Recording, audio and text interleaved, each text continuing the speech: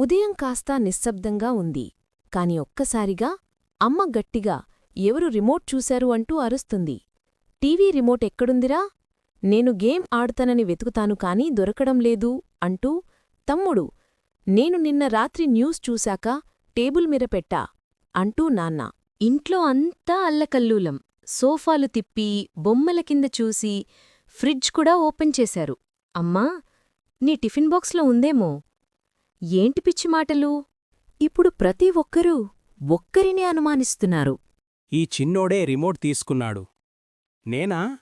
నిన్న నాన్నే చివరగా చూశారు కదా. అందరూ టెన్షన్ పడొద్దు. నా ఫోన్లో స్మార్ట్ టీవీ రిమోట్ యాప్ ఉంది అంటూ అక్క అంటుంది. ఏమిటి ఆ యాప్ అంటూ అమ్మ. అమ్మమ్మ మూకాళ్లపై చీర కట్టుకుని డిటెక్టివ్లా చెదరగొట్టడం మొదలుపెట్టింది. నా ఇంట్లో రిమోట్ దొరక్కుండా ఉండదు అంటూ అమ్మమ్మ. ఇంతలో కుక్కపిల్ల టీవీ దగ్గర తల కదిలిస్తూ ఉంది. కొంచెం రహస్యంగా, డాగీ దగ్గర ఏదో ఉంది అంటూ తమ్ముడు. అందరూ డాగీ బెడ్ దగ్గరికి వెళితే రిమోట్ బొమ్మల మధ్య దాక్కుంది. ఇదిగో రిమోట్ డాగీ దగ్గరే ఉంది. అయ్యో, రిమోట్ని బొమ్మ అనుకున్నాడేమో అంటూ అమ్మ. అందరూ నవ్వేస్తుంటే టీవీ ఒక్కసారిగా ఆఫ్ అయిపోతుంది. రిమోట్ దొరికింది, కాని బ్యాటరీ అయిపోయింది అంటూ అందరూ నవ్వుతారు.